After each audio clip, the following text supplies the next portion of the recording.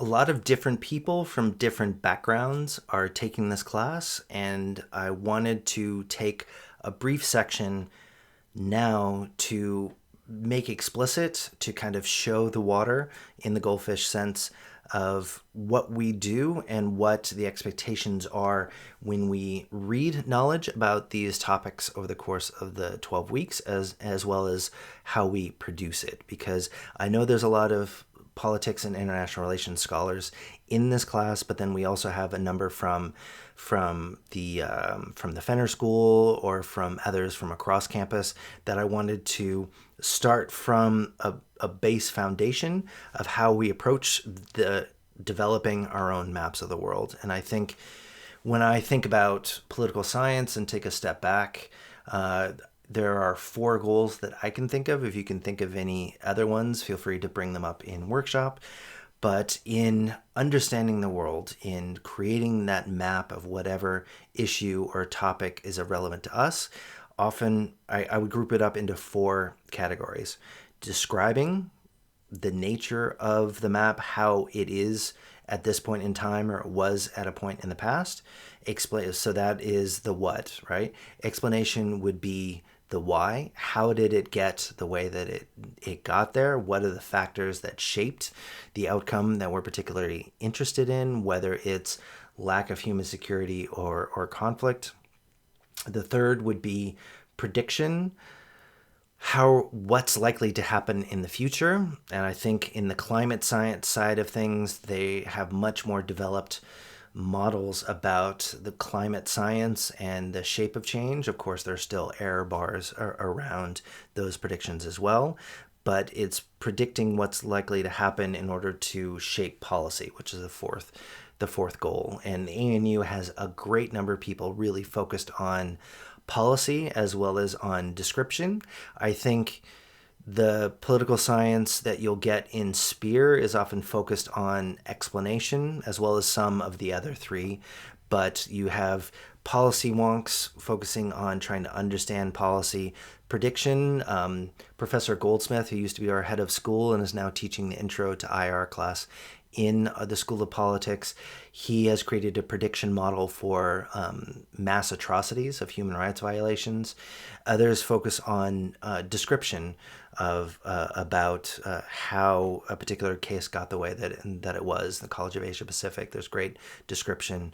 But I think for us in this class, we're going to be trying to focus on explanation while complementing that focus with the other three. And the difficulty, of course, is with explanation is that the human system, the human environment is incredibly complex. We are all autonomous, more or less, with our own interests, our own structure, our own historical baggage, our own future plans, and how they interact is difficult to understand in isolation with a game theoretic model with two actors. Just think about what it's like in a world with 192 odd countries and over 7 billion people. And so the difficulty in prediction and policy is in trying to reconcile the abstraction away from reality that's necessary in even detailed description as well as with explanation. You can't include everything.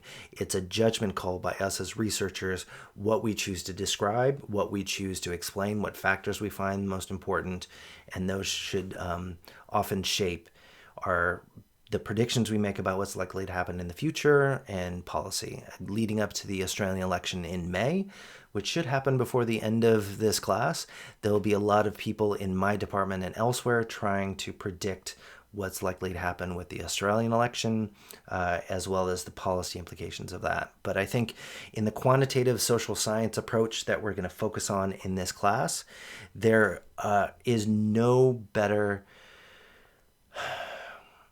person to appreciate the limits of any particular approach than those people who use it in life. And so I think in this class, I don't want you to assume that I think the water is there's only quantitative questions or only quantitative forms of evidence have value. And I want to really show that each of these explanations, each of the approaches are part of that larger map puzzle.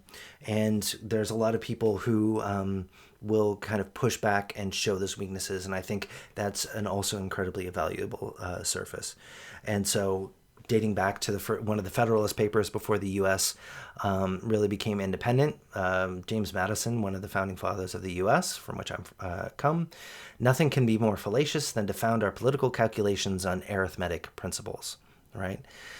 So this is pushing back on people actually trying to use math to make political calculations. However, what isn't counted it often can't have policy shaping related to it. So it's often difficult to kind of measure everything that matters to us. Nate Silver, you probably haven't heard of him. He was a predictor of legislative and presidential elections in the U.S., really defined by the 2012 election, though, of course, in the aftermath of the 2016 election, there was a lot more pushback on those kind of mathematical models related to elections. Elections are in some ways the most direct and concrete, high-stakes outcome that people can measure in the political realm. But just in general, these kind of mathematical models can be used to predict, but it's really hard to predict election outcomes, right? The last election that happened in Australia, the outcome was not the one that most people predicted was likely to happen. Predicting mass atrocities, right, is often incredibly hard to do. And if you want to be right more often than not, then you should predict that there isn't going to be a mass atrocity, because atrocities are a rare event. Conflicts, even though they have happened in the majority of countries around the world, are still relatively rare events when they happen in one particular country at a particular time.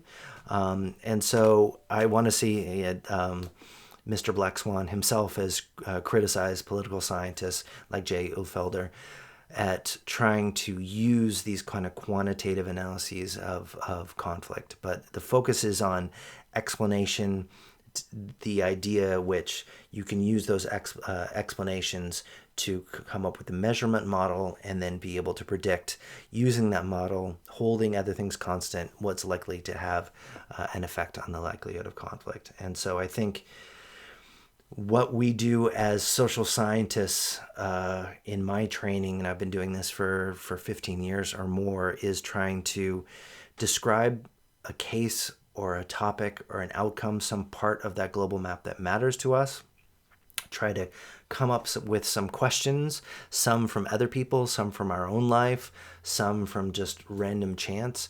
Think about what might be relevant explanations for that outcome, and then ideally be able to make the world a better place to help us nudge ourselves away from conflict, more towards cooperation and a sustainable system through policy and through prediction. But necessarily, this is an ongoing process, and by necessity of the larger research process, you have these bigger mental maps of the type that I've been talking about so far today, but in actually be able to ask specific questions of the world, you need to be concrete and more narrow, unless, of course, you're political theory or PPE. But then the evidence is related to logic and to systematic reasoning is the way to kind of describe or explain to understand the world. So anyway, that kind of leads me to my spiel for how we briefly do political science. We're going to be talking a lot more about that in the workshop. But for me, the last lecture question for today, if you were the kind of Cassandra in which you're trying to predict something that's likely to happen in the future, what political outcome would you focus on? Would you focus on the outcome of the next election? Would you focus on the backsliding or the resurgence of democracy, different forms of interstate or civil conflict? I'm interested to hear your perspective as to what kind of conflicts or political outcomes you're really drawn to in this class. Or if you're just watching the class and not taking it here at the ANU, leave a comment down below, right? Isn't that what they say in the YouTube videos? So anyway, let's take a break now, and the last section for today is providing a more complex, concrete discussion of what is going on in the course related to subject matter assessment and those kind of fun things. So let's turn to that now.